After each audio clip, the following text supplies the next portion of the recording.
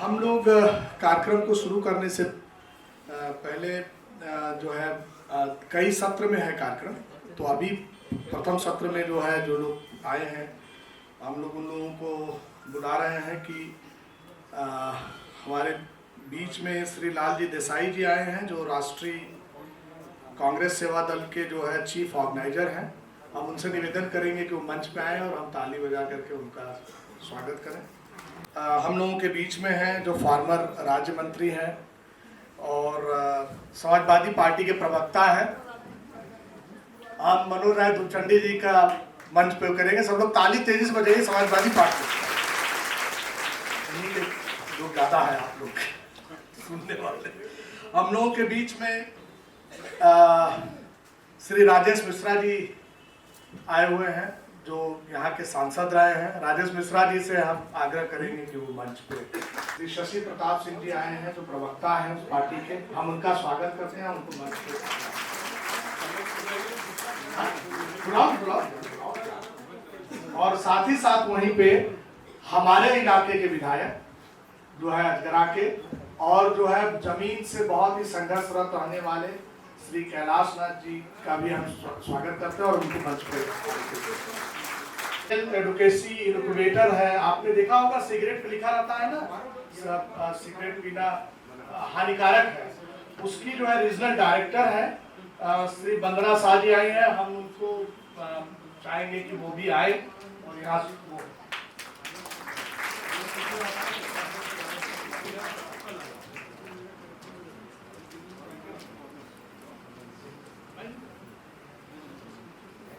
हम लोगों के बीच में अनिल यादव जी आए हैं। और अनिल यादव को बुलाने के पीछे दो बहुत महत्वपूर्ण कारण है। कांग्रेस पार्टी से नहीं, सामाजिक रूप से संघर्ष करने के कारण ऐसे वो कांग्रेस पार्टी में संगठन के जो है को देखते हैं, तो उनको भी हम सादर आमंत्रित कर रहे हैं।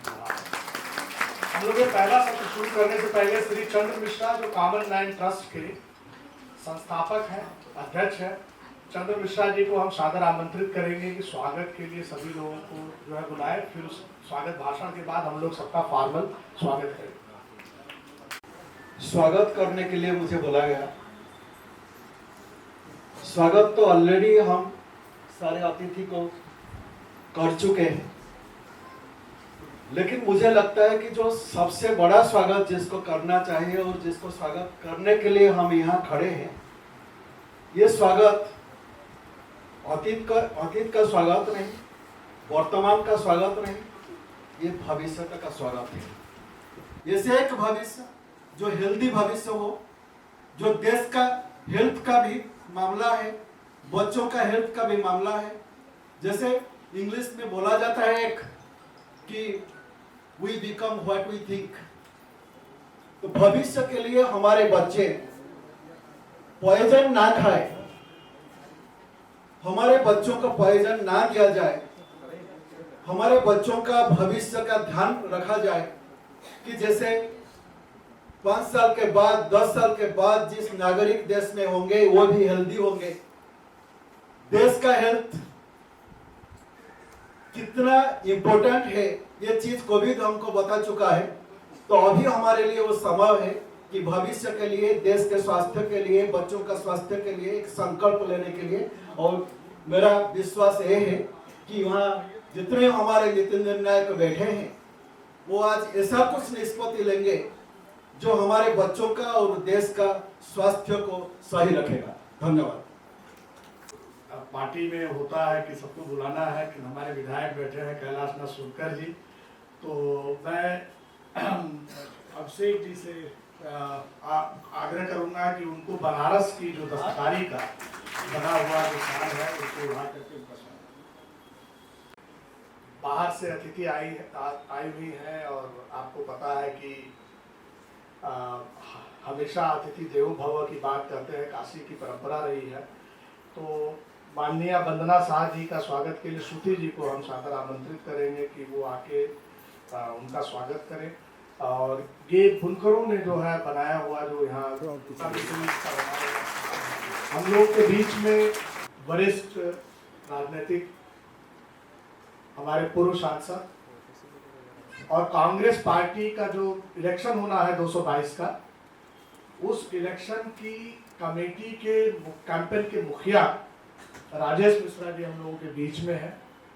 मैं जय कुमार मिश्रा जी से जो है आग्रह करूंगा कि वो आकर के उनका स्वागत करें। मैं आग्रह करूंगा कि ब्राह्मण महासभा के जो है राकेश रंजन त्रिपाठी जी आगे आए और लाल जी देसाई का उसमें स्वागत करें कि लाल जी देसाई राष्ट्रीय संगठक हैं कांग्रेस सेवा दल के। जोरदार ताली बजा करके सुहेल देव भारतीय समाज पार्टी जिसने पूर्ण रूपेण से इस मुद्दे को पूरा समर्थन किया है। श्री शशि प्रताप सिंह जी हम लोगों के बीच में है। मैं अभिमन्यु से आग्रह करूंगा कि अभिमन्यु आकर के उनका जो है स्वागत करेंगे।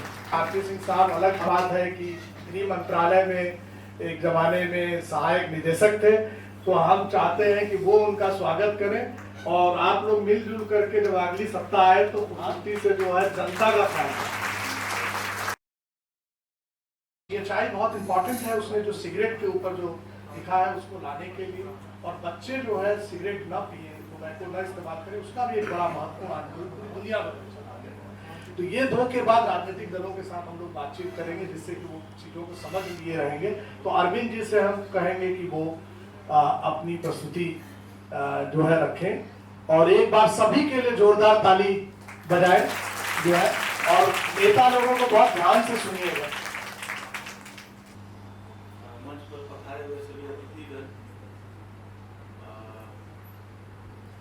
गाँव से आए हुए भाई और बहनों, मैं बिल्कुल सीधी और सटीक भाषा में आपको समझाने की कोशिश करूँगा कि जिस चीज़ की लड़ाई हम लोग लड़ रहे हैं एक्चुअल में वो लड़ाई क्यों लड़ रहे हैं। लेकिन उससे पहले मैं 2 चीज़ आपको क्लियर रूप से बता दूं कि हम लोग पैकेट फूड के बेचने के खिलाफ बिल्कुल नहीं। दूसरी चीज़, बच्चे उसको खरीदें उसके खिलाफ भी हम लोग का ध्येय सिर्फ इतना है कि जो चीज़ें भी हम इस्तेमाल कर रहे हैं वो हमारे स्वास्थ्य के लिए सही चीज़ है या नहीं है, वही हम आपको समझाने की कोशिश करेंगे। अब जितने भी खाने की बात हम लोग करते हैं, जब डब्बा बंद खाने की बात करते हैं तो सिर्फ डब्बा बंद खाने की बात नहीं है, जो सड़कों पर बेची जाती है चाइनीज फूड वगैरह, वो सब सारी की बात करते हैं।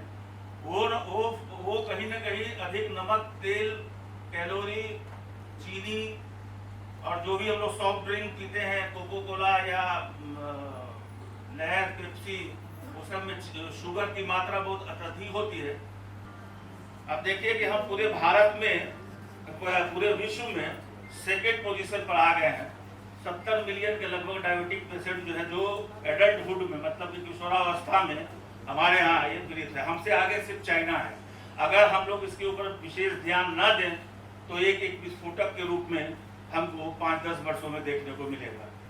ये कुछ चीज़ें हैं जो हम लोग रोजमर्रा के जिंदगी में खाते हैं और पीते हैं, जिसके बारे में इसमें बताया गया है कि कितनी मात्रा में शुगर है, कितनी मात्रा में सॉल्ट है, कितना कैलोरी हम लोग खाते हैं और कितना फैट उसमें हम लोग खा जाते हैं एक दिन में मान लीजिए अगर बच्चा 1 से 2 पैकेट खाता है तो आप सोच लीजिए वो कितना नमक का सेवन करता है।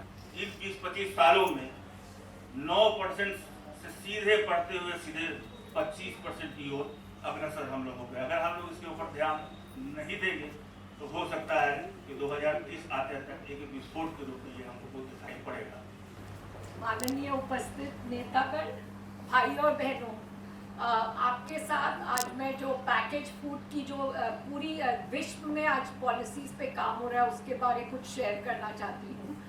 और इस कोविड के समय में जैसे बताया गया कि जो नॉन कम्युनिकेबल डिजीज़ है, जो आपको जैसे डायबिटीज़ है, उन सब पे बहुत ज़्यादा जोर पड़ रहा है। पहले इंडिया में सबसे ज़्यादा कम्युनिकेबल डिजीज़ेस होती थी, बट आजकल नॉन कम्युनिकेबल डिजीजेस कोविड के कारण और भी ज़्यादा बढ़ गई हैं।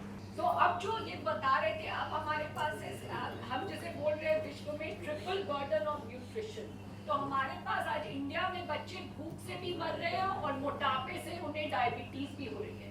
तो एक बहुत ही गंभीर समस्या हमारे पास सामने आ रही है। और इस समस्या का कारण है कि हमारे पास जो बच्चे पहले उन्हें खाना नहीं मिल रहा था, अब स्ट्रेट उनके पास पैकेज फूड है जिसमें चीनी ज़्यादा है, नमक ज़्यादा है और सबसे ज़्यादा फैट ज़्यादा है। तो उनके पास ऑलरेडी बच्चों को, उनकी माओ को बीमारियां हो रही है। हफ्ते मिनिस्ट्री ऑफ हेल्थ ने आपके इंडिया में रिलीज किया है, तो आप देखेंगे कि ये बच्चों का डेटा है जो ओवरवेट है, 5 साल के जो से छोटे बच्चे हैं। तो ये नेशनल फैमिली हेल्थ सर्वे घर घर जाके सर्वे होता है, ये इंडिया का सबसे लार्जेस्ट डेटा सेट है।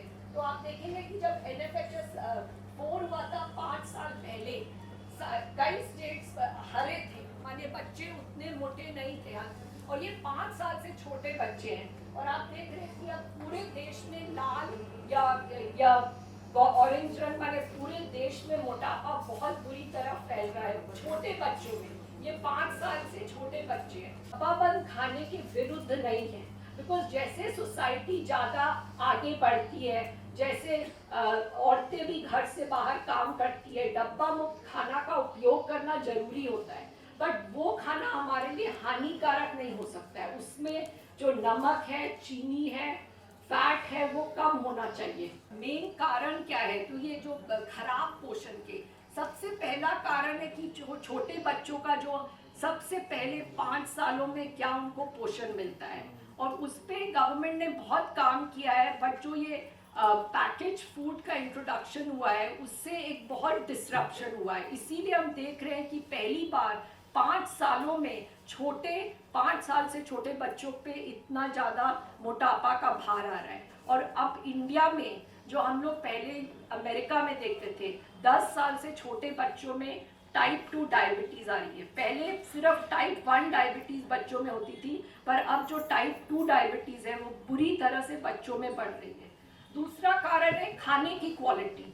अगेन छोटे बच्चे, बिकॉज इतनी ज़्यादा एडवर्टाइजिंग हो रही है टीवी पे, अपने फ़ोन पे देखते हैं ये जो पैकेज फूड की एडवर्टाइजिंग, वो ये खाना खाना चाहते हैं। और इन खाने में बहुत ही पुअर क्वालिटी का न्यूट्रिशन होता है, इसमें ज़्यादा नमक होता है, चीनी होती है, तेल होता है।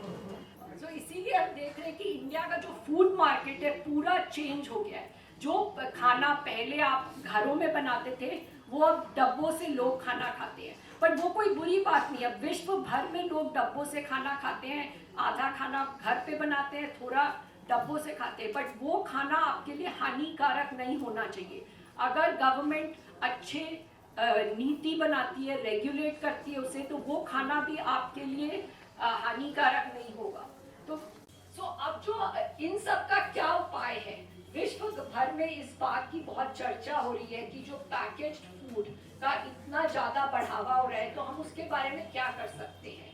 तो एक नीति है जो इंडिया की गवर्नमेंट अभी चिंतन कर रही है, जो FSSAI है, food safety authority of India, वो इस नीति पे चिंतन कर रही है। और इसका नाम है फ्रंट ऑफ पैकेज लेबलिंग, माने डिब्बे के सामने में लेबल। तो ये जो फ्रंट ऑफ पैकेज लेबलिंग जो विश्व भर में अभी चिंतन हो रहा है कि कैसे किया जाए, उसमें जो अब क्लियर एविडेंस निकल रहा है कि ये बहुत सिंपल होना चाहिए। एक आदमी जब एक पैकेट खरीदता है दुकान में, मुश्किल से 6 सेकंड लगाता है उस पैकेट को पढ़ने में। तो इसीलिए जो ये इस FOPL पॉलिसी का ऑब्जेक्टिव ही है कि आपको कंज्यूमर को बहुत ही सिंपल वे में पता चले कि ये उनके लिए हानिकारक है कि नहीं, इसमें नमक, चीनी और तेल ज़्यादा है कि नहीं।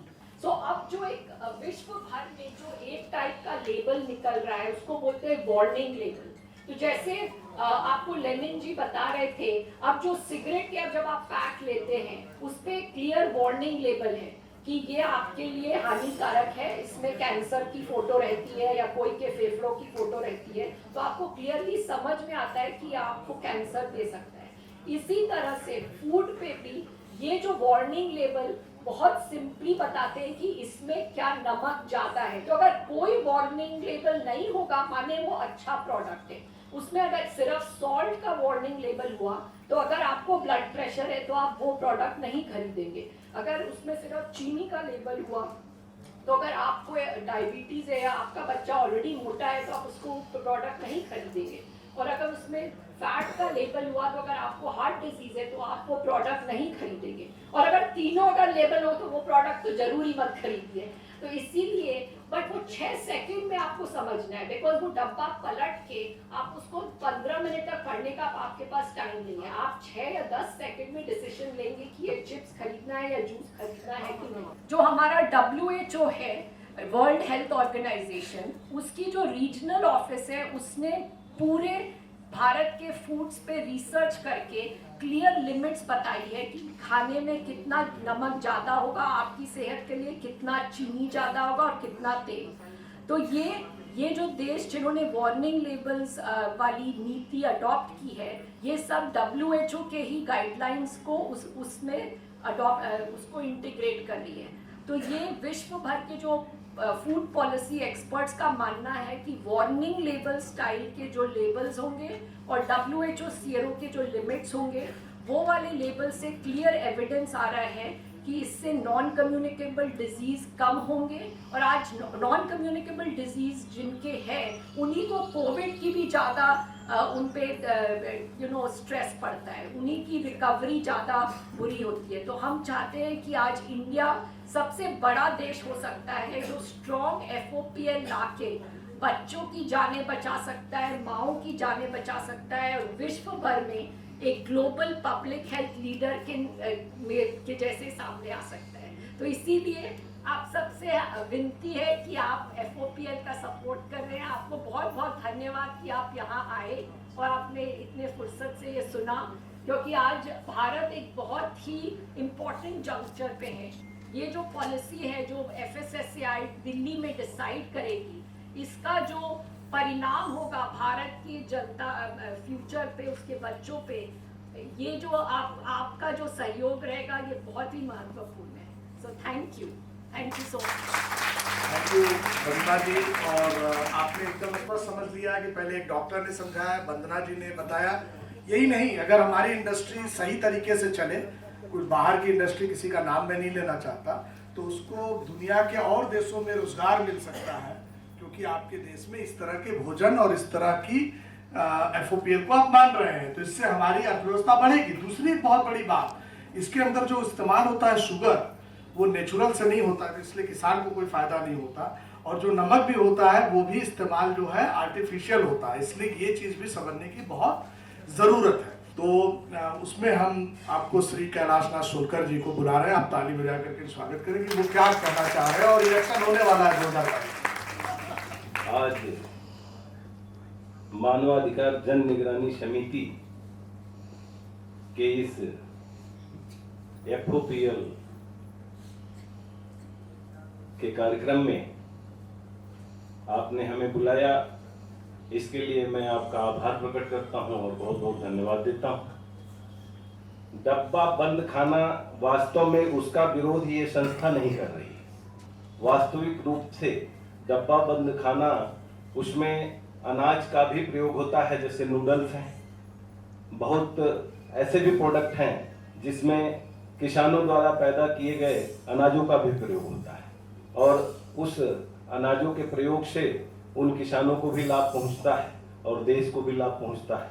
और दूसरी तरफ तो डब्बा बंद खाना पे जो भी टैक्सेज हैं वो वास्तविक रूप से ज़्यादा हैं, क्योंकि GST में उनको ज़्यादा टैक्स मिलता है, तो उसका भी लाभ देश को मिलता है। जब तक ये ज्ञान नहीं होगा कि वास्तविक रूप से ये चीज है क्या, डब्बा बंद खाना क्या है, फूड प्रोसेसिंग, ये पैकेजिंग क्या है, ये जानकारी पहले हमारे पूरे समाज को होना जरूरी है।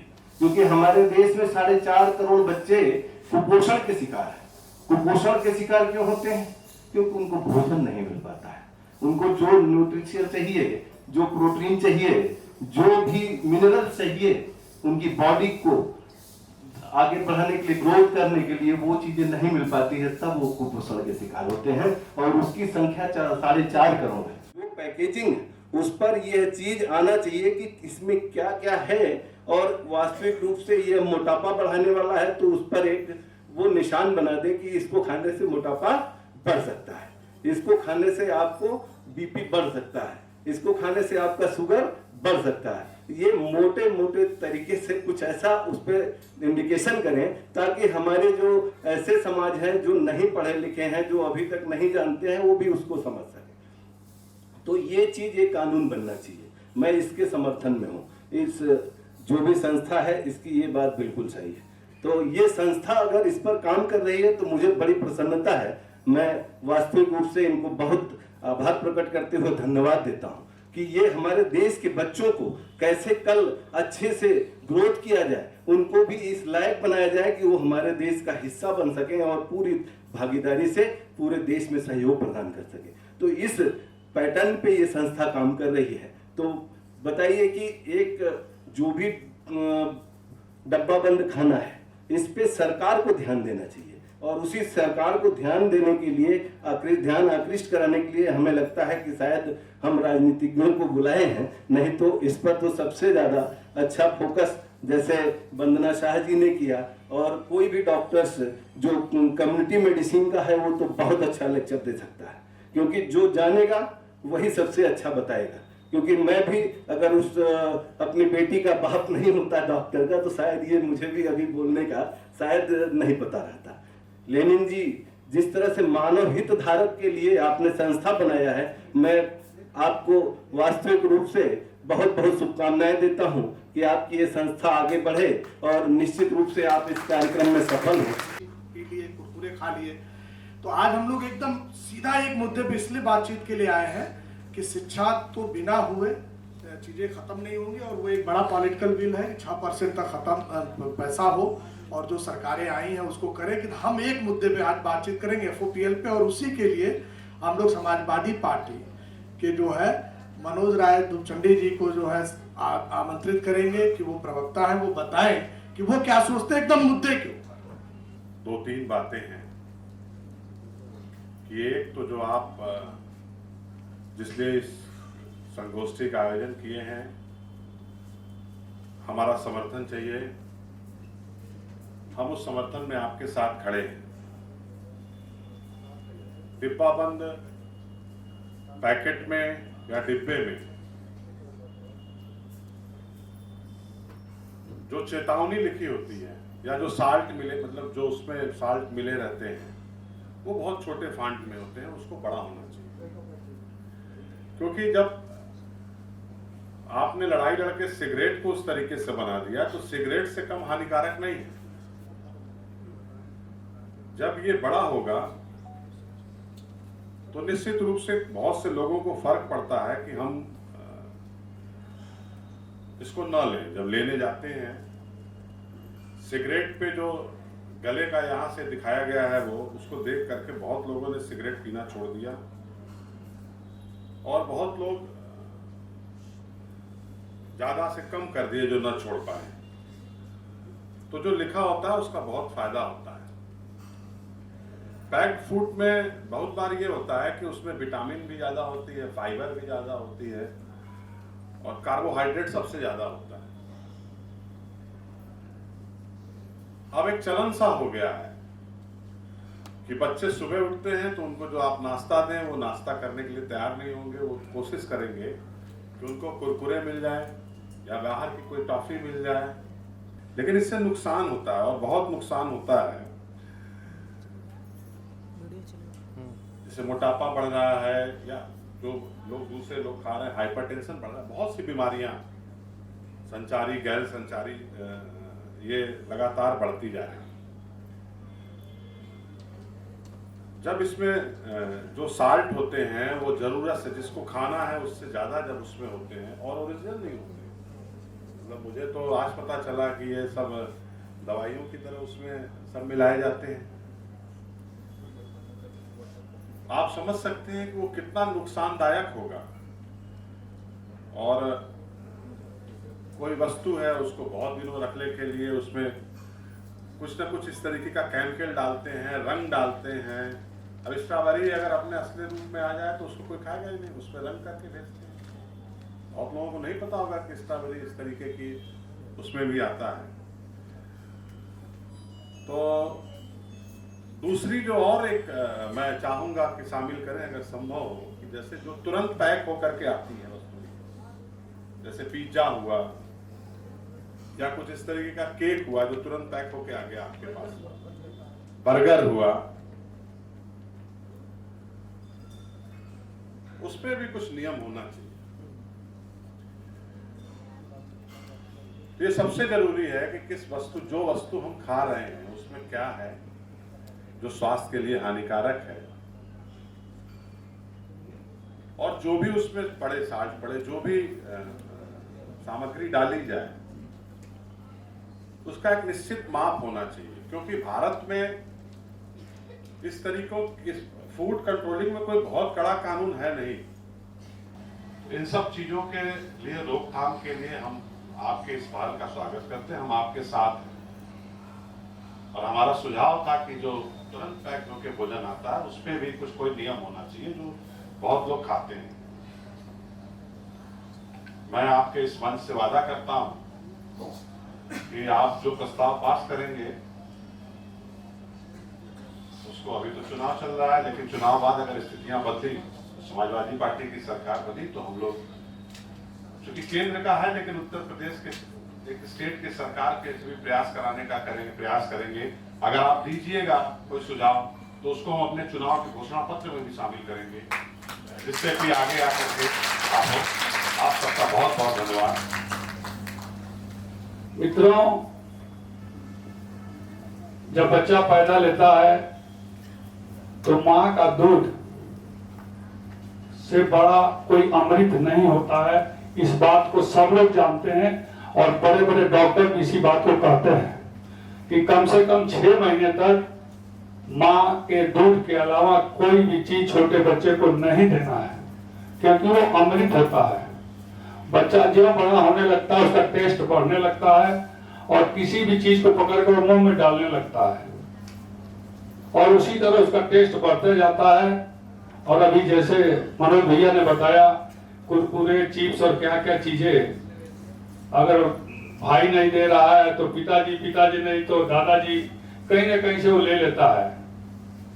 और बंद डब्बे का जहां तक सवाल है, ये टोटल वेस्टर्न कल्चर है। यह कल्चर अपने भारत में कभी न था, लेकिन इस कल्चर को हमारे देश में धीरे धीरे डेवलप किया जा रहा है। इसमें कहीं ना कहीं हम लोगों की कमी है, जिससे पर्याप्त मात्रा में रोगों का बढ़ना शुरू हो गया है। मुझे याद है जब मैं बच्चा था तो डायबिटीज जानता ही नहीं था। अब पता नहीं किस तरीके से कौन सा मसाला डालकर कितना तेल की क्वांटिटी होना चाहिए, ये हम लोग को नहीं मजा। हम लोग को जीभ पर टेस्ट आना चाहिए, चाहे तेल आधा किलो की जगह 1 किलो डालकर ही क्यों न बनाया हो, वही टेस्ट हम लोगों को बीमारी की ओर ले जा रहा है और दवाई पर दवाई बनती जा रही है। और भारत में कोरोना से सबसे कम लोग मरे, इसके पीछे भी एक कारण है कि भारत किसान प्रधान देश है। यहाँ के लोग रोड पर चल के गांव में खेती करके इतना धूल और हवा पानी का प्रवेश अंदर कर लेते हैं कि उनकी इम्यूनिटी अपने आप में मजबूत रहती है। इसीलिए भारत में सबसे कम मौत हुई, और मौत उन्हीं की हुई जो एसी कमरा में रहते हैं और फास्ट फूड खाकर और अपना दिनचर्या बिताते हैं। उन्हीं की मौत सबसे ज्यादा हुई, आप लोग देख लीजिएगा। तो आज यह संस्था इस पर काम कर रही है। सही कहा भाई अरविंद जी ने कि जो पैक चिप्स होता है या कोई भी पैक, नूडल्स है, मैगी है, बहुत तरह की चीजें, बिस्किट है, आप आगे तो बड़ा बड़ा लिखा रहता है, जब पीछे पढ़ेंगे कि इसमें क्या क्या मिक्स है तो आप डबल चश्मा भी लगाएंगे तो नहीं दिखाई देता है, वो पढ़ ही नहीं पाएंगे आप तो उसमें है क्या। और हमको पढ़ने की जरूरत भी नहीं है। सबसे ज्यादा बीमारी, आप पैक डब्बे की बात कर रहे हैं, सबसे ज्यादा बीमारी तो मिनरल वाटर। हम केवल जानते हैं मिनरल वाटर, 1% लोग जानते होंगे कि बिसलरी होता है तो क्लियर का पानी होता है तो फलाना का पानी होता है, तो सब लोग जानते हैं मिनरल वाटर। स्टेशन पे चले गए, बस अड्डे में किसी दुकान में गए, भैया कोई बोतल मिनरल वाटर दे दो। वो मिनरल वाटर गंगा जी का भरा हुआ है कि कुआं का भरा हुआ है कि घर से भर के रखा है, इस पर जल्दी कोई ध्यान नहीं देता है। 1% लोग ऐसे हैं जो कहते हैं कि नहीं मुझे बिस्लरी का ही पानी पीना है। सबसे बड़ा डब्बाबंद बीमारी तो यही ना शुरू होती है, और जितना बीमारी पानी में होता है हमको लगता है डब्बाबंद किसी चीज में बीमारी नहीं होता है। इसीलिए कोरोना ने इस बार सिखा दिया कि हम जब पानी पिएंगे तो गर्म करके घर का पानी पिएंगे, और हम लोग उसी समय से 2.5 साल से अपने गाड़ी में गर्म पानी घर से करा के निकलते हैं और बाहर का पानी पीने का अवॉइड करते हैं। किसी भी शादी फंक्शन में चले जाइए, वो बड़ा बड़ा डब्बा 20-20 लीटर का लगा दिए हैं लोग, पता नहीं कहां से भर के लाके पलट दे रहा है, लोग गट पी रहे हैं। तो बीमारी को खुद बढ़ाने वाले हम लोग हैं, और यह संस्था अगर जागरूक कर रही है तो इस संस्था को मैं पहले भी समर्थन दे चुका हूं, अपने लेटर पैड के माध्यम से समर्थन दे चुका हूं, और आगे भी यह संस्था इस चीज को आगे बढ़ाने के लिए, लोगों को जागरूक करने के लिए कि डब्बा बंद खाना, पैकेट वाली खाना को बिना पढ़े, बिना SI का मार्का लगे हम नहीं खरीदेंगे। आने वाले समय में धीरे धीरे धीरे धीरे धीरे धीरे हम रोग से निजात पाने लगेंगे, तभी हम बच पाएंगे। लेनिन जी को मैं बधाई दूंगा। आपने जो ये सेमिनार कराया, मैं बैठे बैठे सोच रहा था, चूंकि मैंने भी रिसर्च किया है, PhD की है, और यूनिवर्सिटी का गोल्ड मेडलिस्ट रहा हूँ अपने समय में BHU में। अभी मैं सुन रहा था वंदना जी की बात कि इस पे रिसर्च हो रहे हैं, और पूरी दुनिया में इस पे अभी भी रिसर्च हो रहे हैं, चाहे वो आपकी डायबिटीज हो या BP हो या जो इस तरह की डिजीज है।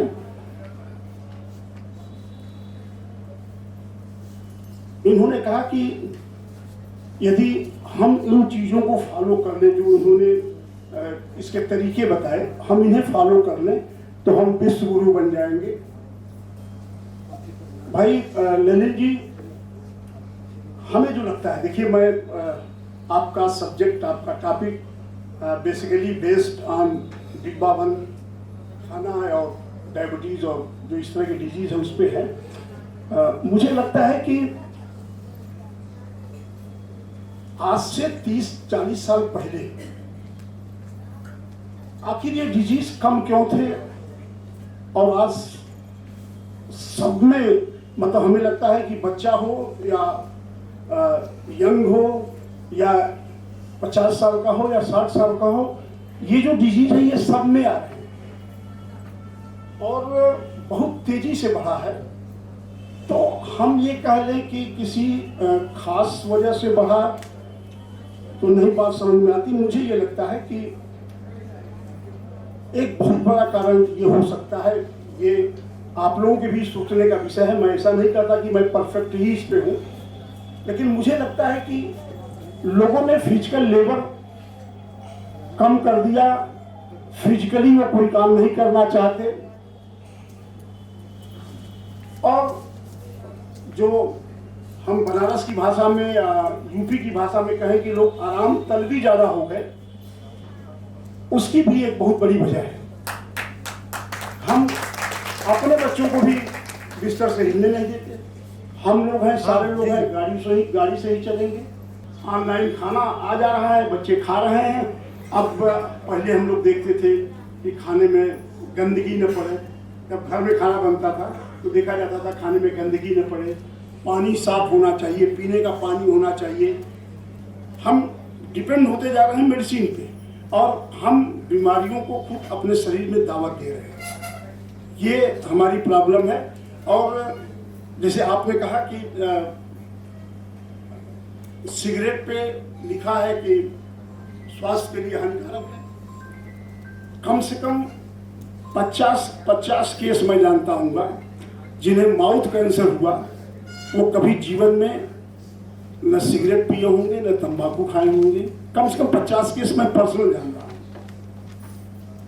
तो डिजीज का भी कुछ कहना नहीं, कौन सी डिजीज किसको हो जाएगी कोई नहीं कह सकता, लेकिन हम उसमें बेहतर क्या कर सकते हैं कोशिश करते हैं। और हमें लगता है कि जो आज हम सारे लोग यहाँ इकट्ठे हुए हैं, उसके पीछे मंशा ऑर्गेनाइजर की यही है कि हम जो कोशिश कर रहे हैं, हम जो प्रयास कर रहे हैं, उस पर सोसाइटी के लोग, सोसाइटी मीन्स सोसाइटी के लोग, मतलब पॉलिटिकल लोग भी, पॉलिटिकल पार्टियां भी, ये सब उसको केयर करें, गौर करें और गौर करने के बाद उस पर सहमति दें। और हमें लगता है कि लेनिन भाई भी इस बात से सहमत होंगे कि यदि उसमें कहीं कोई चेंज की बात है, कोई संशोधन है, कोई एडवाइस है, तो उन्हें हमें नहीं लगता कि कोई स्वीकार करने में कोई इतराज भी होगा।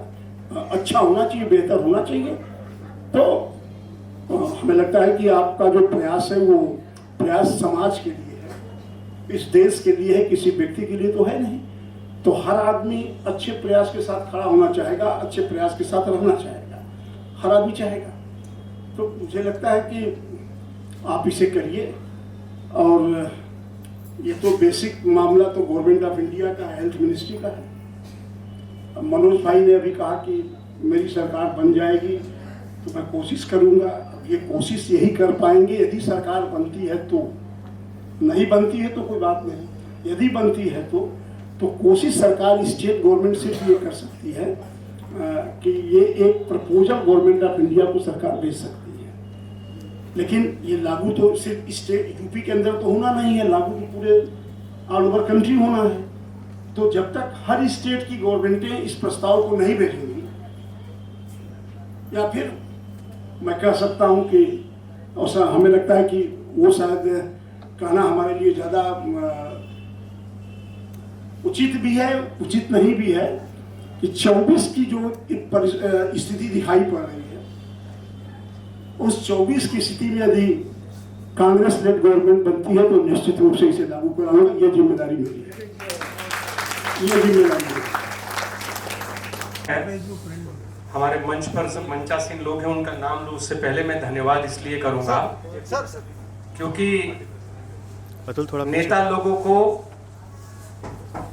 जनता के मुद्दों के अलावा दूसरे मुद्दे पर भाषण करने में बड़ा मजा आता है। पहली बार ऐसा है कि हर पार्टी का नेता जनता के मुद्दे पर और एक समान राय से चर्चा कर रहा है और देश में इसकी बहुत जरूरत है।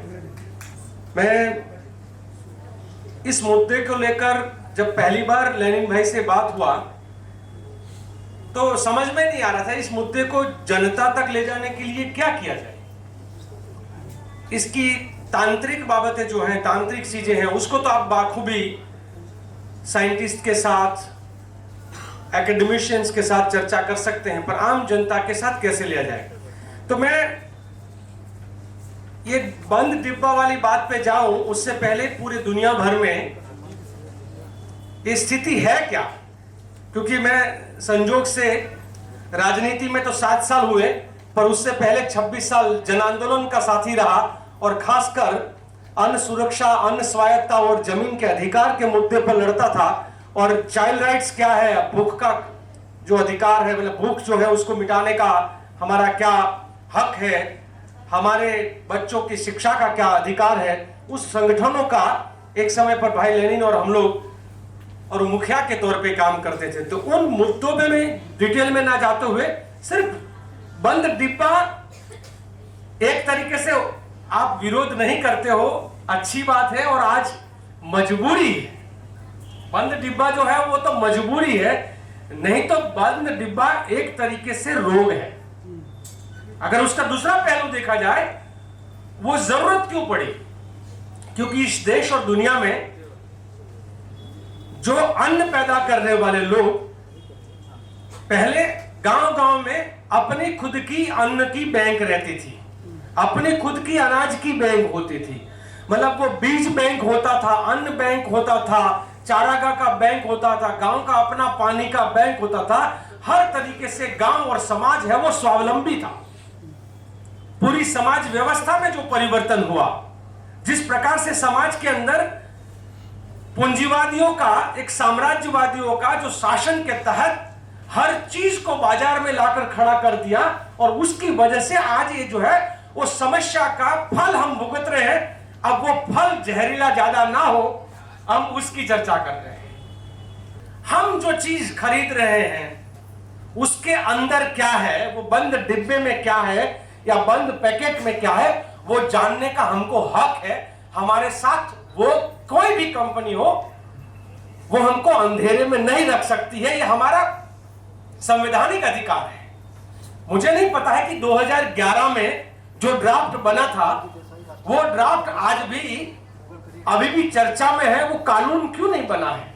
2005 का एक सर्वे है, 2019 का एक सर्वे है और 2024 में क्या होगा उसका एक डेटा दिया है रिसर्च किए हुए लोगों ने। अगर उसके हिसाब से में आगे बढ़ेंगे तो हमारी कुल जो पर कैपिटा हर परिवार के हर व्यक्ति का जो कुल इनकम है, उसकी जो आय है, उसका 10वां हिस्सा है वो एक बंद डिब्बे वाले ले जाने वाले हैं। तो सवाल यह है कि इतनी बड़ी इनकम वहां अगर जाने वाली है तो उसके नियम के प्रावधान और उसके सामने कानूनन चीजें होनी चाहिए, जिसके बारे में बाकी लोगों ने चर्चा किया है।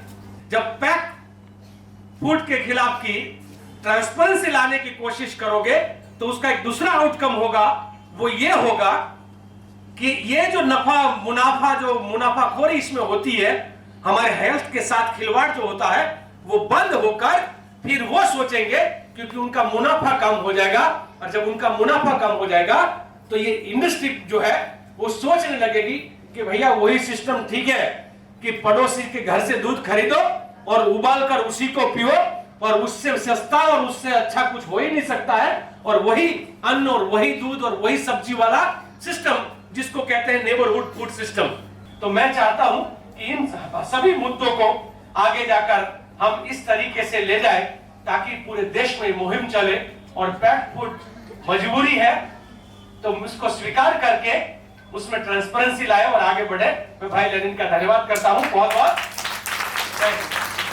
अपनी अपनी विचारधारा है। हम लोग अभी आज मंच से जो FOPL पे बोले हैं और तो सेवा दल लड़ेगा, बहुत ही संक्षिप्त में रोशनी दूसरे सेशन को ले जाएंगी, क्योंकि वो एक इम्पोर्टेंट उसमें बोलेंगी महिलाओं के बारे में।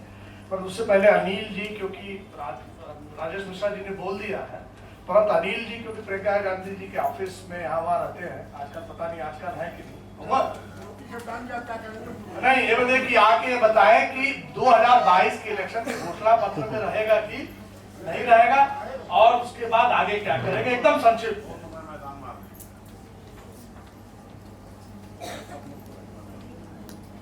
बहुत सी जो होनी थी वो बातें लगभग आ चुकी हैं। देश ने एक लंबा सफर तय किया है। मैं याद है कि हम लोग छोटे हुआ करते थे तो लोग लोरियां गाती थी, माँ लोरियां गाती थी जब बच्चे भूखे रहते थे कि चंदा मामा इन्हें आवा उन्हें आवा, सोने के कटोरिया में दूध भात ले ले आवा, बाबू के मुंह में घुट के बच्चे भूखे सो जाते थे। लेकिन आज देश निर्माण हुआ है, लोग लगे हुए हैं। आज हिंदुस्तान में हम गर्व से कह सकते हैं कि हमारे पास 1.1 करोड़ टन का हमारा खाद्यान्न हम उपजाते हैं। लेकिन इसके साथ ही साथ चीज़ें भी बदली। हम लोग जब छोटे थे तो कॉलेज स्कूल से छोटे आते थे, घर में सामान नहीं होता तो बोला जाता था कि बगल में चाचा के घर से 4 रोटी मांग के लाओ, 4 रोटी खा लेगा, ठीक ना। अब परिस्थितियां बदल गई हैं। अब चाचा के घर से लोग मांगना मुनासिब भी नहीं समझते हैं। नफरतें इतनी समाज में बढ़ी हैं तो लोग ऑनलाइन मंगा लेते हैं कि पिज्जा बर्गर ही मंगा लिया जाए। तो एक तरीके से जो समाज की गति है वो बंद डिब्बे पे आपको निर्भर कर रही है। घर छोटा सा है, पति को नौकरी पे जाना है, पत्नी को भी नौकरी पे जाना है, तो खाना कौन बनाए। तो ये सारी चीजें भी बढ़ी हैं। वो एक सकारात्मक पहल भी है कि अगर वो बंद खाने का डिब्बा जिसकी बात हो रही है कि अगर वो एक सकारात्मक दिशा में जाए, वो साफ सुथरा हो, स्वास्थ्यवर्धक हो, तो वो अच्छी बात है कि बंद डिब्बे के खाने थोड़े बढ़े। एक मोटा सा डेटा है कि मेरे समझ से 14 मिलियन बच्चे जो हैं वो मोटापे के शिकार हैं। कुपोषण के शिकार और तो हैं और स्टेट में, जिस स्टेट से देश के प्रधानमंत्री आते हैं वहाँ तो कुपोषण का और बुरा हाल है, तो वहाँ कुपोषित बच्चे और ज़्यादा हैं। तो वो तो सारी चीज़ें हैं। लेकिन ग्लोबल मार्केट में जो दुनिया की मार्केट है, जो दुनिया की सियासत है, उसमें बंद डिब्बे पे जो ये खाने की बात हो रही है वो एक तरीके की राजनीति है। हिंदुस्तान तीसरा बड़ा, मेरे समझ से तीसरा बड़ा देश होगा जो बंद डिब्बे का सबसे बड़ा जो है वो खपत खाने वाला देश बन गया है। हमसे पहले शायद चाइना और अमेरिका, तो दो मुल्क हैं। तो ये परिस्थितियां हैं। तो लेनिन जी का एक इशारा आया था कि भाई आप जो खाते हो कम से कम, या मेरे बहन पहले बोल रहे थे देसाई जी कि जो आप खाते हो आपको जानने का तो हक है। आप पैसा देकर खा रहे हो कोई चीज, आपको पता है होनी चाहिए कि आप क्या खा रहे हो। एक बार सब मेरे साथ कहेंगे, नमः पार्वती पते हर महादेव। बहुत सारी माताएं बहनें हमारे बीच हैं, लेकिन मंच पे विराजमान सांसद जी राजेश मिश्रा जी, राष्ट्रीय अध्यक्ष सेवा दल मनोज राय धूपचंडी जी, अनिल जी, वंदना जी और जितनी भी माताएं बहनें यहाँ आई हैं अपना समय निकाल के अपने बच्चों के साथ, उन सब का बहुत बहुत धन्यवाद। ये जो संस्था है ये बहुत ही यूनिक काम कर रही है। एनजीओ बहुत लोग चलाते हैं, लेकिन डब्बा बंद फूड से कितने सारे प्रॉब्लम्स क्रिएट हो रही हैं, आगे आने वाले समय में और ज्यादा होंगी, इसके बारे में अवगत नहीं करवाती कोई भी संस्था।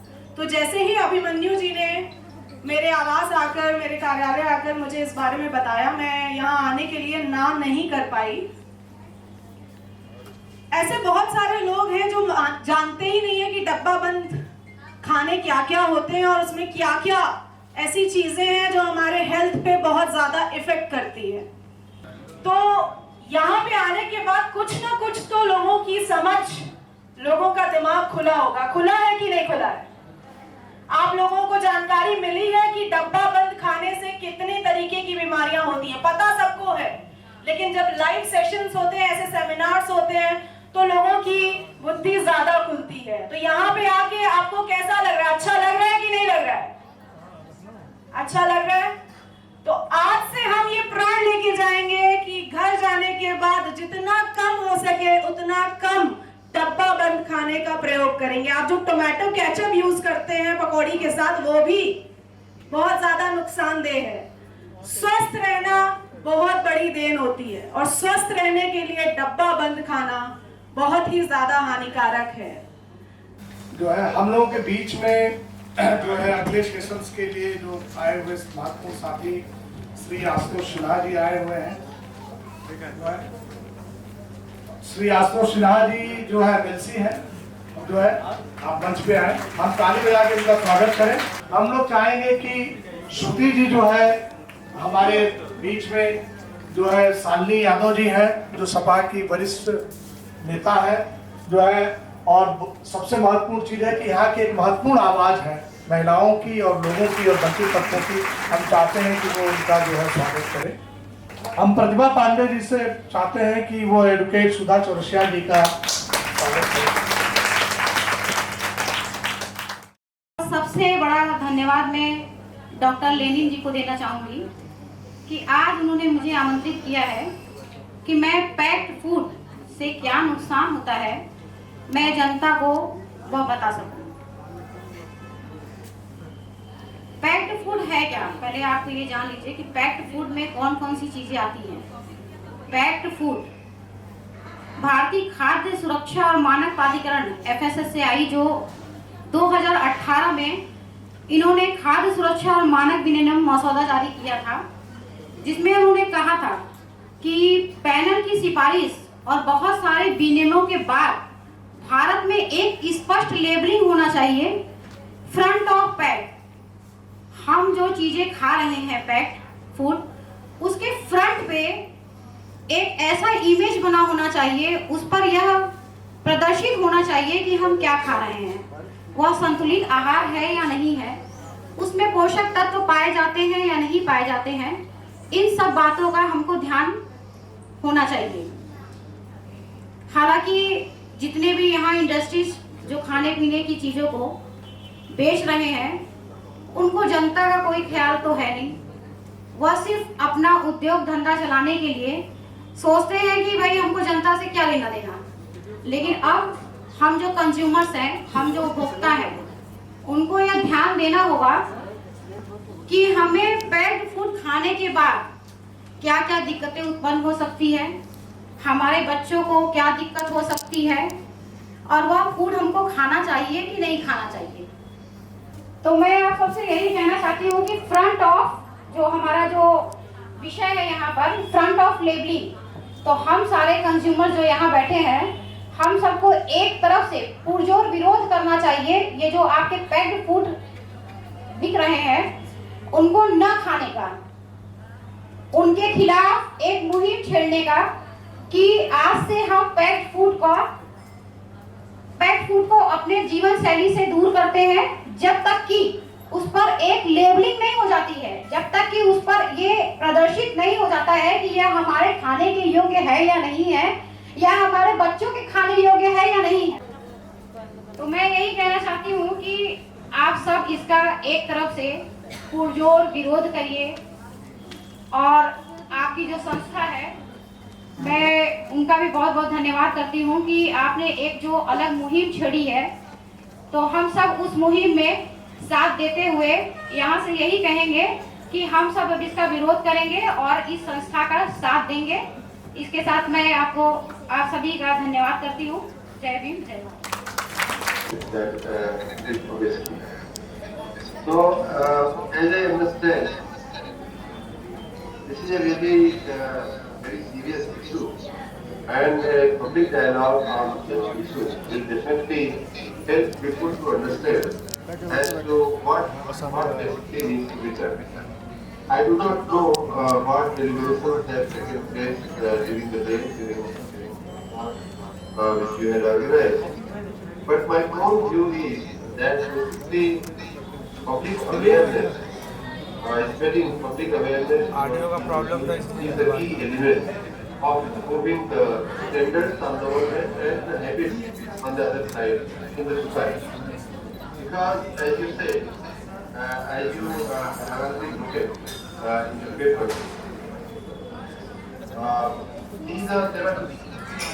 there are both of standardization and also issues of habits. In fact, what is happening in a society which is on the path of development like in India, we are into a time stage where part of the population has actually seen many global developments. Through, say, a few of them have seen the direct access in the foreign markets or in the foreign society. It's not possible to adulterate, it's not possible to hide the leveling the penalties are so huge that no one actually dares tampering with any kind of levels or any kind of food items being sold in a certain manner. If that self-help group is invited to catering, then the members of that group, the ladies, will first of all have good food after the ceremony, after the function. So they will themselves get good food, and in many cases they will also be given something to take back home. There are good practices around society where a person who has worked, he or she also gets something to carry away, to take home in tiffin and all that. So he used to say that if a self-help group made of women, made of females, is given the job of catering, then the person who is working will get food on the first hand, and on the second side, they will also be perhaps carrying some food for the family, for the children. So this is how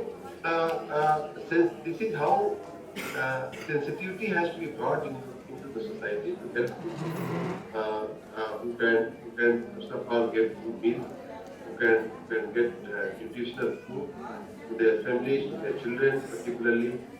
We also need to focus on perhaps giving or shape to our schemes like midday meal and many other interventions like that. One more item, one more issue which I would like to appeal to all participants is that we have seen during the Corona crisis that many people lost their livelihoods. They have been suffering. Now, of course, we are better off. I mean, perhaps we are out of that danger, and now the livelihoods are getting restored. But there was a time when shops were closed, the vegetable shops and vegetable vendors had nowhere to go. All kinds of vendors, all kinds of small shopkeepers and people who arranged their food on daily basis, they had no livelihood. That's what we are coming out of that situation. But still, we have to look around ourselves and see if any family, if any person is still in need of help. And also, we have to be watchful to that situation. If the third wave of Corona strikes us, in spite of our not desiring that situation, if we are struck by the Corona third wave, then we should have learned some lessons on how to support such people who are surviving on a daily basis. Then there are people who just don't know what to consume and what not to consume. They are actually illiterate. They might be having good income levels, as I said, like in Bihar. They have income levels, but they don't know what they are consuming, what they are eating. So, thank you very much for arranging this public dialogue on nutritional rights and packaged food leveling. I think we need to continue with such awareness generation, and in fact, what we should perhaps do is to create a chain of volunteers at the district level, at the taluka level, tehsil level, and at state level, where who can be perhaps invited or who should participate in policy making activities also at various levels and regulatory activities also at various levels. You need to educate people, you need to educate government, you need to educate bureaucracy also, and I'm very happy also that you have invited members from media also on this occasion, because it is only through media that we can make quick intervention on this important front, because reaching out to all those who are selling, reaching out to all those who are consuming, reaching out to all those who are a change in this entire demand and supply arrangement. आज की भागा दौड़ की जिंदगी में जहां कार्य का दबाव के चलते हम देख रहे हैं कि भारत में भी डब्बाबंद खाद्य पदार्थों का जो चलन बड़ी तेजी से विदेशों की तरह यहाँ पर भी बढ़ रहा है। हमें याद है कि हमारे देश में जब आबादी के अनुपात में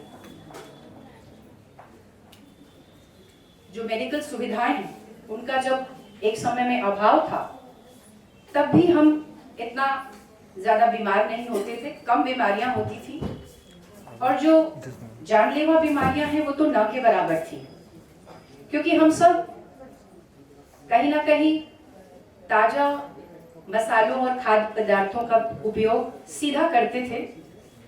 उदाहरण के लिए बाजार से खड़े मसालों को खरीदना और उन्हें पीस करके इस्तेमाल करना, हर घर में अनाज रखा जाता था जिसका भी हम सीधा पीस करके प्रयोग करते थे।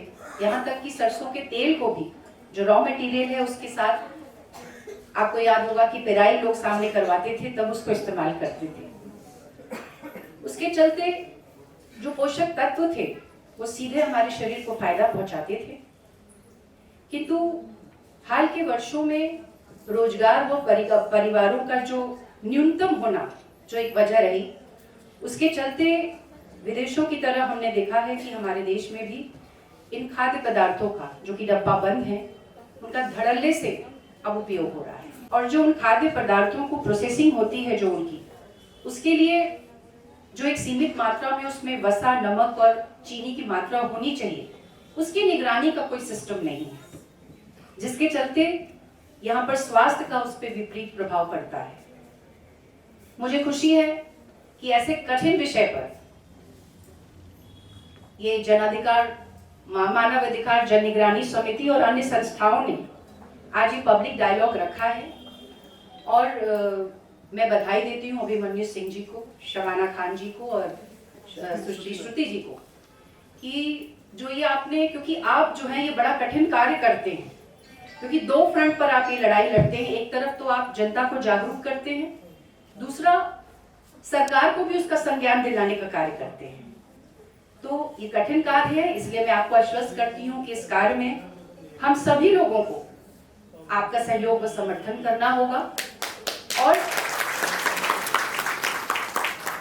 न सिर्फ उसके साथ ही साथ हमें पत्राचार व सोशल मीडिया के माध्यम से भी सरकार को चेताने का कार्य करना होगा कि जो डब्बाबंद खाद्य पदार्थ हैं उनकी जो पोषक तत्व की प्रोफाइल मॉडल है उसको सरकार शामिल करे और एक फ्रंट ऑफ पैकेज लेबलिंग का नियामक भी बनना चाहिए, क्योंकि तभी हम अपने जो बच्चों का जो हमारा स्वास्थ्य व पोषण का अधिकार है उसकी हम रक्षा कर पाएंगे।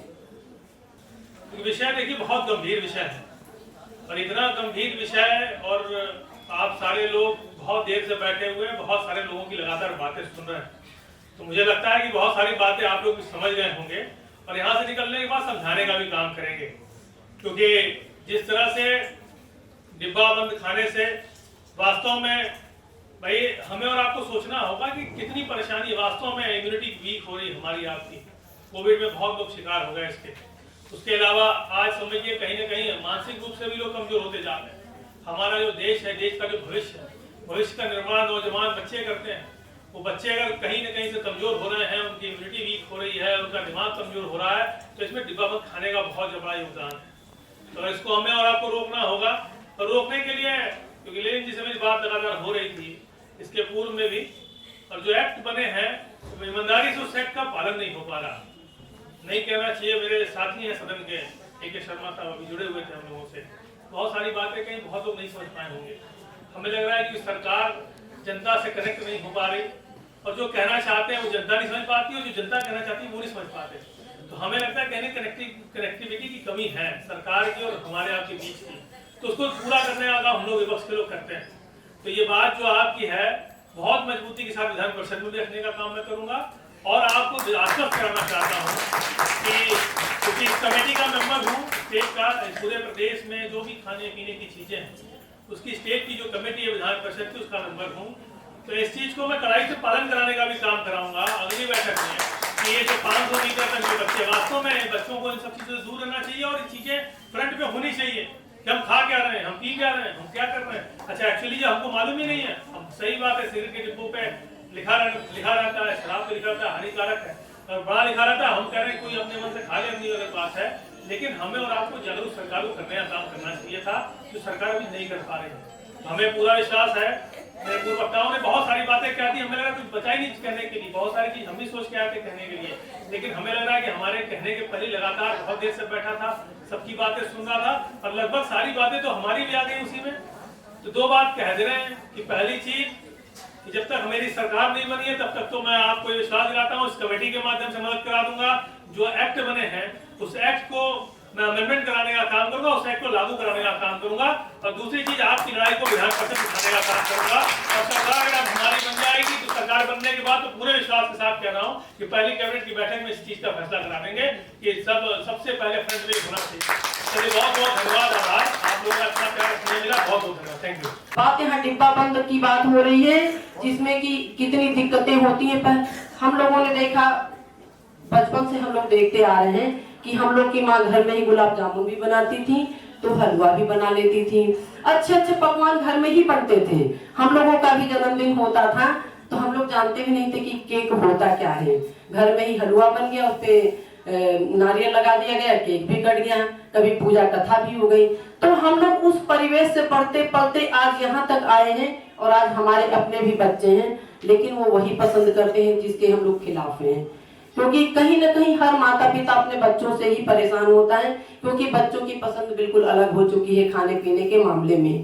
पहले की देखिए घर जो होते थे सीढ़ियाँ खड़ी खड़ी होती थी, लेकिन तब भी पहले के लोग बड़े आराम से चढ़ जाते थे, कोई दिक्कत नहीं होती थी, क्योंकि हम लोग शुद्ध भोजन करते थे। घर में ही हमारे यहाँ सरसों का तेल पेराया जाता था, तो धनिया से मसाले भी बन जाते थे। खरीदने का काम कुछ यदि बाहर से होता था तो सिर्फ नमक खरीद के आता था, बाकी घर में ही सब चीजों की उपयोगिता जितनी होती थी सब घर में ही खेती में हो जाता था। जो हम लोगों ने देखा, मैं एक किसान की बेटी हूँ और मैंने इन सब चीजों को देखा है कि हमारे घर में ये सब उपज होती थी और हम लोग घर की ही चीजों को खाते पीते थे और आज इतने बड़े हुए हैं। लेकिन हम अपने बच्चों को कहीं ना कहीं रोक पाने में असफल तो हैं, क्योंकि हर बच्चे की पसंद आज के फूड हो गए हैं, फास्ट फूड है, डिब्बा बंद है, जो भी चीजें हैं। तो बहनों भाइयों या हमारी जो भी मातृशक्ति यहाँ पे, आप सभी लोगों से मेरा करबद्ध निवेदन है कि आप लोग घर में ही बच्चों को प्रोत्साहित करें, अच्छा बना के खिलाएं, और अच्छा बनेगा तो बच्चे जरूर खाएंगे, थोड़ा उनको दिक्कत होगी लेकिन ये खाने की आदत हो जाएगी। और हम लोग पूरी कोशिश यही करें कि घर की चीजें ही बच्चों को खिलाएं और उनको प्रोत्साहन दें। इन्हीं सब बातों के साथ मैं आप सभी लोगों अपनी वाणी को विराम देती हूँ। आप सभी लोगों से क्षमा चाहते हुए बहुत बहुत धन्यवाद, बहुत बहुत धन्यवाद। भारत माता की जय। हम सिद्धार्थ कलान जी को बुला रहे हैं दो चीजों के लिए, उसको ब्रीफ करते हुए आखिरी में जो बात कर रहे हैं कि जो बड़ी बड़ी बातें आई हैं, सिद्धार्थ जी और श्रुति जी आ जाए मंच में। बहुत देर से सारी बातें करीब करीब सबने सुन ली, समझ ली, और बार बार उन बातों को दोहराने की भी कोई ज़रूरत नहीं है, और कुछ बातें आपको स्पष्ट हो ही गई होंगी। बहुत मोटी मोटी बातें हैं, 3 चीज़ें हैं जो नुकसान करती हैं, चीनी, नमक और चिकनाई या चर्बी या फैट, और इन 3 चीज़ों से हाइपरटेंशन यानी ब्लड प्रेशर, डायबिटीज और मोटापा, ये 3 चीज़ें आती हैं जो कि तमाम तरह की बीमारियां पैदा करती हैं। आपको पता होना चाहिए कि जो कुछ भी खा रहे हैं उसमें ये चीज़ें कितनी मात्रा में हैं। तय करना आपका काम है कि इन चीज़ों को हमें खाकर उन बीमारियों को न्योता देना है या ऐसी चीज़ें खानी है जिनमें ये चीज़ें कम हों। आज के डायलॉग की सबसे सुंदर बात ये रही कि शायद इतनी उम्मीद हमें भी नहीं थी कि इतनी आसानी से एक प्रक्रिया शुरू कर पाने में आप कामयाब हुए हैं। आयोजकों को इस बात का धन्यवाद, और आयोजकों के लिए अच्छी बात, करीब सारे राजनीतिक दल, और वो सभी राजनीतिक दल कम से कम उत्तर प्रदेश में जिनकी प्रमुख भूमिका है, Bahujan Samaj party, Samajwadi party, Congress party, Bharatiya Janata party, वो सब एक बात पर सहमत हैं कि हाँ, जो भी पैकेट वाला खाना है, पैकेज फूड है, उस पर उसमें क्या पड़ा है वो उसकी फ्रंट टेबल पे वो चीज़ें लिखी होनी चाहिए कि इसमें ये चीज़ें शामिल हैं। आगे बढ़ते हुए कुछ दलों ने, मुझे सबसे अच्छी बात ये भी लगी, अभी हमारे आखिरी सत्र में विधान परिषद सदस्य आशुतोष सिन्हा जी ने तो ये तक भी कहा कि उनकी अगर सरकार बनती है तो पहली कैबिनेट की बैठक में वो इस संदर्भ में एक प्रस्ताव पारित कराएंगे। ये बहुत ही स्वागत योग्य है। सभी लोगों ने इस बात पर सहमति जताई है, और मुझे उम्मीद है कि आने वाले समय में इस प्रक्रिया को, आज बनारस से शुरू हुआ है, इस प्रक्रिया को उत्तर प्रदेश में चुनाव भी होने हैं, और चुनाव के समय आप जानते हैं बहुत सारे मुद्दे रखे जाते हैं, पार्टियां बहुत सारे वायदे करती हैं, घोषणा पत्र आते हैं, घोषणा पत्र में बहुत सारी चीज़ें शामिल होती हैं, और ये इतना महत्वपूर्ण मुद्दा जिस पर सभी दलों के बीच में आज सहमति बनते दिख रही है। आगे इसी तरह की प्रक्रिया बातचीत की राजधानी लखनऊ में अगर शुरू होगी तो वहाँ भी मुझे लगता है कि वो सहमति भी कुछ इसी तरह की बनेगी, और अगर ये सारी बातचीत की प्रक्रिया कई जगहों पर शुरू होते हुए ये सहमति बनती है तो निश्चित तौर पर घोषणा पत्र में भी सभी दलों को दल ये शामिल करेंगे कि ऐसा होना चाहिए, और अगर ऐसा होता है तो उम्मीद की जाती है कि आने वाले, क्योंकि देखिए ये एक ऐसी चीज़ है जिससे हर किसी का फायदा है, किसी का नुकसान नहीं है। सरकार के खजाने से किसी तरह की राशि का नहीं जाना है, तो और जनता के हित में है, तो मुझे लगता है कि ये अगर इसी तरह की प्रोसेस लखनऊ में शुरू होती है और कई शहरों में उत्तर प्रदेश के जो महत्वपूर्ण शहर हैं वहाँ शुरू होती है। इन्हीं राजनीतिक दलों के और भी नेतागण अगर शामिल होते हैं तो जब घोषणा पत्र बनेगा उस घोषणा पत्र के निर्धारण में ये बिंदु जरूर शामिल किया जाएगा। जरूरत यह है कि आज जो शुरुआत हुई है, आज अगर ये गाड़ी अगर आज स्टार्ट हुई है और पहले गियर में है तो लगातार इसके गियर बदलते रहने चाहिए ताकि ये पूरी रफ्तार पे आ सके और अपनी मंजिल तक पहुंचा सके। मीडिया की तरफ से ये जरूर मैं कहना चाहूँगा कि बहुत सारे लोगों को जानकारी नहीं थी जब तक डॉक्टर लेनिन और इनके साथी हमसे नहीं मिले थे, तो मुझे भी बहुत जानकारी इस बारे में नहीं थी। बहुत सारी चीज़ें आज आप लोगों को नहीं पता होंगी, आज पता चल गई होंगी। और तो एक अगर इस तरह की प्रक्रिया जैसे आज आप लोगों को इतनी जानकारी मिली है, अलग से अगर मीडिया के साथियों के साथ भी शुरुआत होती है तो पहले तो मीडिया के लोगों को पता हो तब तो वो आपको बताएंगे, वरना मीडिया के लोग तो जब उन्हें जानकारी नहीं होगी तो आपको क्या बताएंगे कि आप फलाना चीज़ खा रहे हैं, ये बिस्किट या ये दालमोट या ये मैगी या ये कोई भी चीज़ आप अगर खा रहे हैं तो उसमें कितना नमक, कितना चीनी, कितनी चर्बी की मात्रा है। तो ये ज़रूरत एक सबसे पहले मीडिया के साथियों को भी जागरूक करने की है ताकि वो खुद जाने और जानने के बाद उस आधार पर लिखना शुरू करें, ताकि दबाव, सबसे बड़ा दबाव तो आपका दबाव है, जनता का दबाव है। फिर एक मीडिया की तरफ से भी अगर ये चीज़ शुरू होता है, मुझे लगता है आने वाले समय में ये प्रक्रिया भी शुरू होगी कि जहाँ प्रदेश के अन्य शहरों में इसी तरह का डायलॉग की शुरुआत हो और इसी तरह का एक जागरूकता का सत्र वो मीडिया के लिए भी आयोजित हो। उनको भी बताया जाए कि देखिए हम इस कैंपेन को, इस अभियान को चला रहे हैं और उस अभियान की ज़रूरत क्यों है, आपको क्यों ज़रूरत है कि आप उस अभियान को लेकर आगे जाएं जनता के बीच में। और एक लगातार, जिसे हैमरिंग कहते हैं, लगातार धक्का लगाने की ज़रूरत है, तब जाके गाड़ी पूरी मंजिल पे पहुंचेगी। बहुत शुक्रिया आप सबका, आप लोग यहाँ आए। आज की बैठक मुझे लगता है कि बहुत सफल रही और एक कदम हम आगे बढ़ पाए हैं। अगले साल विधानसभा का चुनाव है और हमें आज का जो सीन देख के लग रहा है कि हम लोग इसको मुद्दा बना पाएंगे। और सिद्धार्थ भाई की बात को सुन के ये ज़्यादा रियलाइज हो रहा है कि इसमें सरकार का कुछ लगना नहीं है। जो पैकेट फूड बना रहे हैं उनको बस वो पीछे देते हैं बहुत महीन अक्षरों में, तो उसको वो फ्रंट पे कर देना है कि इसमें क्या चीज़ें हैं, कितनी मात्रा में हैं। अब अगर हमको लगता है कि हमको खाना चाहिए तो हम खाएंगे, हमको लगता है कि हमको उससे बचना चाहिए, परहेज करना चाहिए, कम खाना चाहिए, तो हम वैसा करेंगे। हमारी बस इतनी इस मिशन की इतनी सोच है और इतनी इसी एजेंडे को लेकर के हम लोग आगे चल रहे हैं। तो जो सुबह वंदना जी ने भी कहा कि अगर FOPL में हम लोग आगे काम कर पाते हैं, हमारी सरकार काम कर पाती है, तो भारत एक नेतृत्वकारी भूमिका में उभर के आएगा और ये दूसरे देशों के लिए बहुत अनुकरणीय चीज़ होगी। सभी प्रोडक्ट्स पे रहता है लेकिन वो वही बहुत ही महीन अक्षरों में रहता है और उस पर हम लोग कभी ध्यान नहीं देते।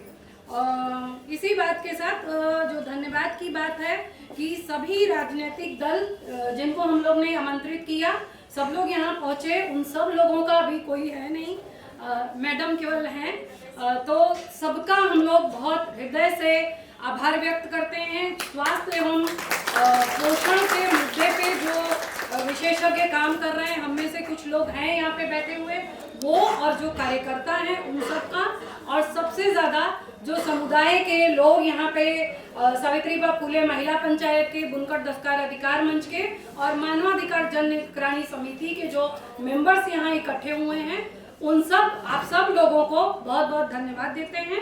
PVCHR की पूरी टीम को जिन्होंने इस पूरे आयोजन को सफल बनाया। एक एक टीम मेंबर्स को हम यहाँ नाम किसी का नहीं ले पाएंगे, सबने बहुत मेहनत की और आज हम लोग इस काम को अंजाम दे पाए। और आज ये खत्म नहीं होगा, हम लोग सभी पॉलिटिकल पार्टी को दोबारा पत्राचार के माध्यम से, ईमेल के माध्यम से उनको याद दिलाएंगे कि वो अपने एजेंडे में, चुनावी घोषणा पत्र में इस मुद्दे को शामिल करें। और अंतिम में होटल स्टाफ जिन्होंने हम लोगों को बहुत पेशेंस के साथ इस कार्यक्रम के सफल संचालन में अपना स्थान दिया और अपना भूमिका निभाया, सबको एक बार फिर से बहुत बहुत धन्यवाद।